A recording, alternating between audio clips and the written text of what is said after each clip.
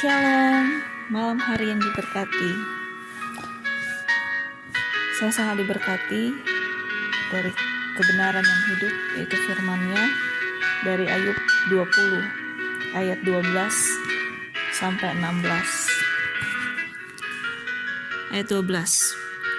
Sungguh pun kejahatan manis rasanya di dalam mulutnya, sekalipun ia menyembunyikannya di bawah lidahnya.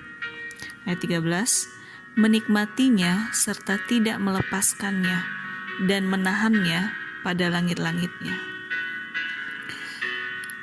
Di sini dibukakan tentang awal-awal dari melakukan yang tidak berkenan. Biasanya diawali dengan coba-coba atau kompromi kecil-kecilan, tapi lama-kelamaan terbiasa dan menganggap lumrah.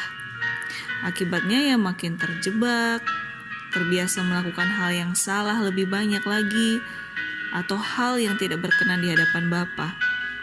Sudah biasa dilakukan, alias makin dicoba, makin penasaran, makin menantang, walaupun itu gak sesuai kebenaran, atau sedikit demi sedikit menjadi bukit kesalahan itu, atau penyimpangan itu. Apalagi misalnya penyimpangan tapi dapat keuntungan di baliknya, dapat kemudahan, tiba-tiba lebih gampang. Wah, lebih enak lagi dilakukan hal yang menyimpang dari kebenaran firman. Di ayat 14, namun berubah juga makanannya di dalam perutnya, menjadi bisa ular tedung di dalamnya. Di sini benar-benar banget dijelasin kalau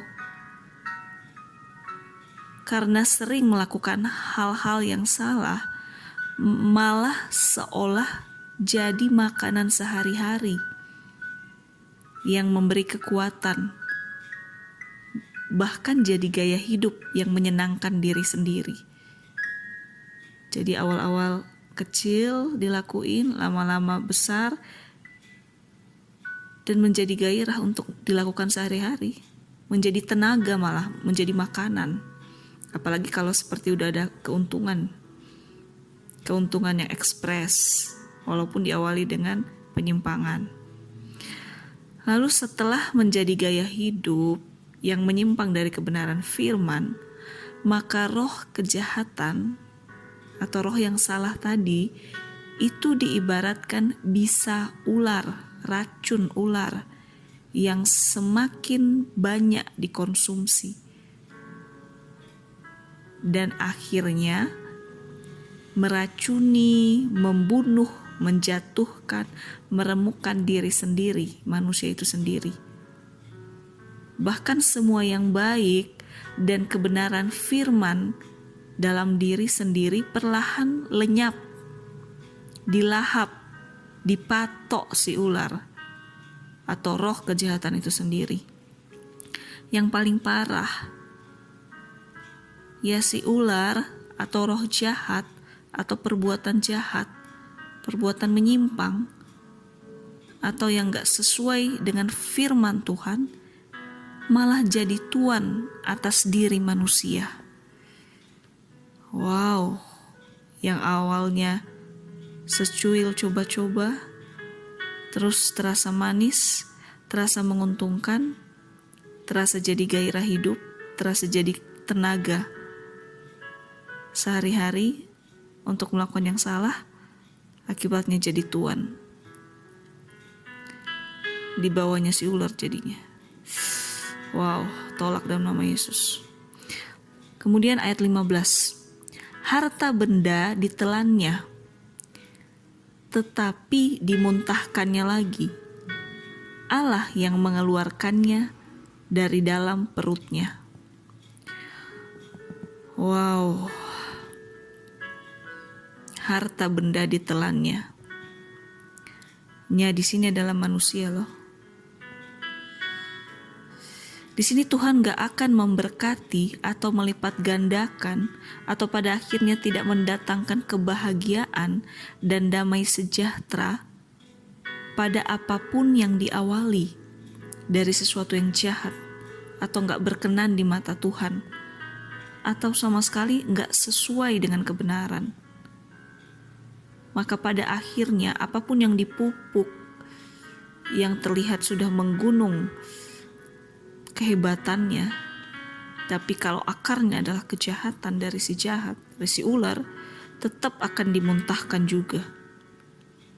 Malah menjadi penyakit atas diri sendiri dan orang sekitarnya.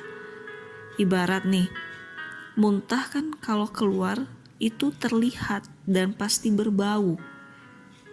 Jadi pasti mengganggu penciuman orang sekitar.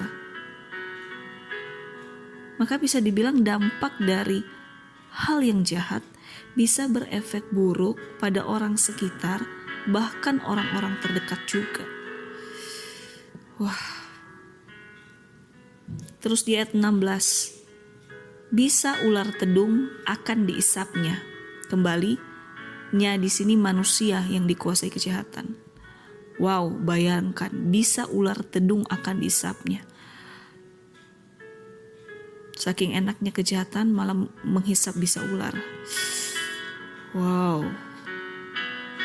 Lebih parahnya lagi, roh kejahatan akan menjadi sumber nutrisi, menghisap tadi kan, jadi kekuatan yang menguatkan diri sendiri. Ibarat sudah kecanduan atau keenaan menikmati lakukan hal-hal yang dibenci Tuhan. Wow, jangan sampai kita jadi manusia penghisap bisa ular, alias manusia yang kuat melakukan yang jahat di mata Tuhan.